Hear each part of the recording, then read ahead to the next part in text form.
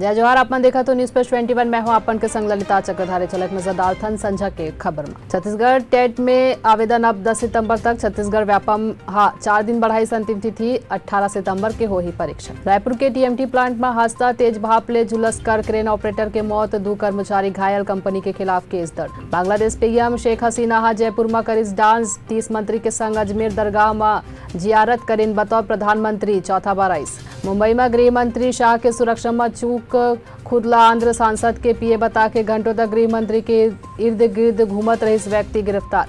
दिल्ली में तिरंगा के अपमान, शख्स भारतीय ध्वज ले करिस स्कूटी साफ, पुलिस करिस गिरफ्तार। नोएडा में बिजली विभाग के लापरवाही के कारण लाइनमैन के हुई मौत। ब्रिटेन के महारानी की तबियत बिगड़ी, मेडिकल सुपरविजन में रही। सीएम नीतीश बोलिन, सोनिया गांधी के विदेश ले लौटे पर फिर आहूं दिल्ली करहूं मीटिंग। उत्तर प्रदेश में लंपी वायरस ले निपटे पर मलेशिया मॉडल ऊपर काम कर ही योगी सरकार। इत्र कारोबारी पीयूष जैन कानपुर जेल ले रिहा, घर ले मिले रही 196 करोड़ कैश। ऐसे तमाम जानकारी ले लगातार अपडेट रहे देखते रहो न्यूज प्लस 21 आप मन के हक के बाद।